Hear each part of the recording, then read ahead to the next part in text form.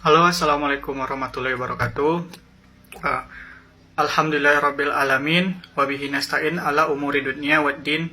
Wassalatu wassalamu ala asrafil mursalin wa ala alihi washabihi ajmain, amma ba'du. Tak lupanya kita mengucapkan rasa syukur atas kehadiran Allah Subhanahu wa taala yang mana dengan nikmat yang telah diberikan olehnya, khususnya nikmat iman, Islam, serta kesehatan dan kesempatan, yang mana kita dapat hadir di muka bumi ini. Serta salawat dan salam untuk junjungan kita Nabi besar Muhammad SAW. Allahumma sholli ala Sayyidina Muhammad wa ala ali Sayyidina Muhammad. Semoga kelak kita mendapatkan syafaat dari beliau di akhirat kelak. Selanjutnya yang terhormat kepada Bapak Fuad Hilmi serta teman-teman yang berbahagia dan insya Allah dirahmati oleh Allah Subhanahu Wa Taala. Sebelumnya perkenalkan, saya mengenalkan diri saya terlebih dahulu. Nama saya Rizal Hamdan dengan NIM 120101673 dari Prodi Ilmu Hadis semester 6 kelas B. Baiklah, kali ini saya akan membahas sebuah ceramah tentang keistimewaan Nabi Muhammad SAW. Nabi Muhammad Rasulullah SAW adalah Rasul yang paling istimewa, Rasul penutup, pemimpin para Nabi, Sayyidul Anbiya. Saking istimewanya, namanya disebutkan 30 generasi sebelum kelahiran beliau, dengan isyarah doa Nabi Ismail dan Ibrahim alaihissalam. Namanya disebutkan 600 tahun sebelum kelahiran beliau oleh Nabi Isa dalam Quran Surah Saf ayat 6, min ba'dismuhu Ahmad. Saking istimewanya, isyarat keistimewaan Nabi Muhammad ditunjukkan lebih daripada nabi-nabi yang lainnya. Musa alaihissalam mau menghadap kepada Fir'aun, berdoa dulu baru Allah kabulkan. Rabbi shrah li sadri. Nabi Muhammad tidak berdoa, langsung Allah kabulkan. Alam nasroh laka sadrak. Maka saat Nabi Musa akan menemui Fir'aun, yang pada saat itu Fir'aun hanya melempar beliau dengan kata-kata yang keji, yang kejam.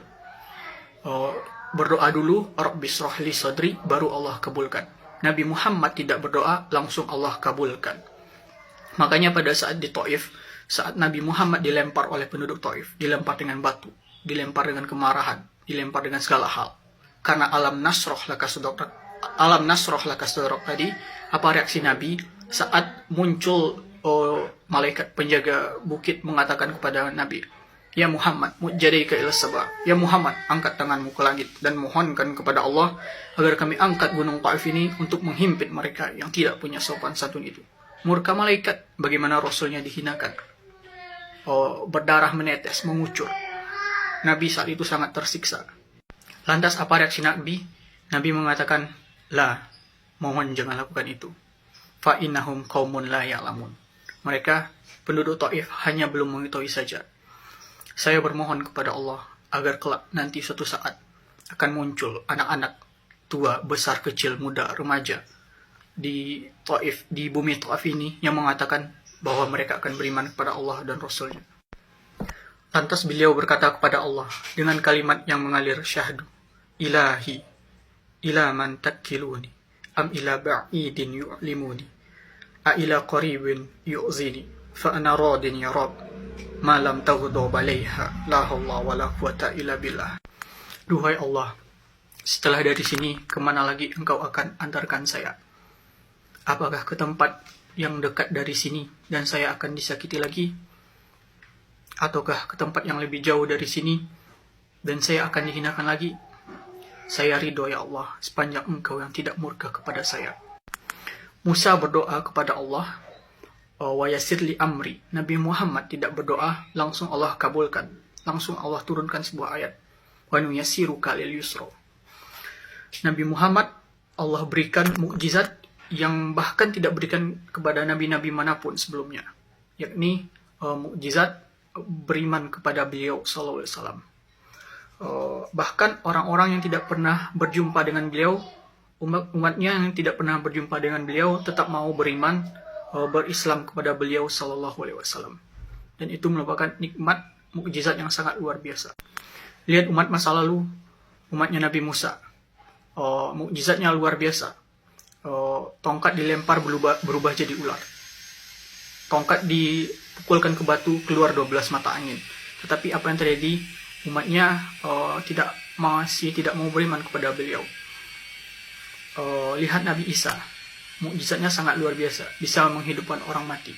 Namun apa yang terjadi, umatnya masih tidak mau beriman kepada beliau, bahkan nabinya dicari-cari dan mau dibunuh.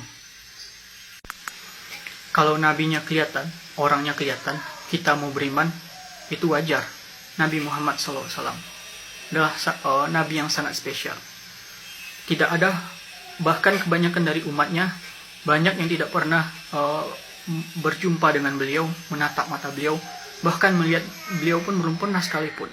Namun apa yang terjadi, masih banyak umatnya yang masih beriman kepada beliau Sallallahu Alaihi Wasallam.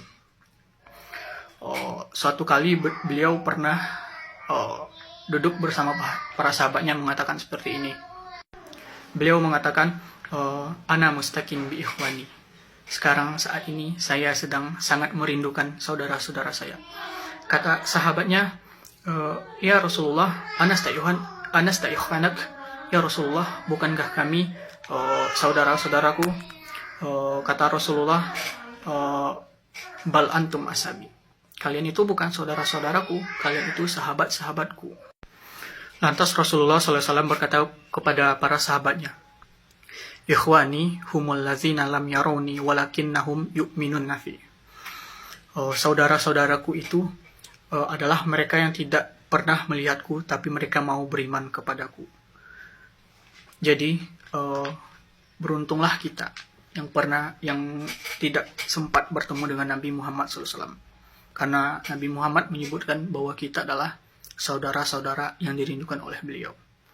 Jadi kalau Nabi saja merindukan kita, kenapa kita tidak merindukan Nabi? Kalau Nabi saja menantikan kita di surga, kenapa kita tidak menjemput penantian itu? Karena itulah Nabi Muhammad SAW tidak akan melangkahkan kakinya ke surga sebelum bersama dengan umatnya yang dipimpin langsung oleh beliau SAW. Allahumma salli wa sallim alaihi wa barik. Allahumma salli ala sayyidina Muhammad. Baiklah, terima kasih. Mungkin hanya itu materi yang dapat saya sampaikan. Saya ucapkan terima kasih kepada Bapak Fuad Hilmi dan teman-teman. Terima kasih. Assalamualaikum warahmatullahi wabarakatuh.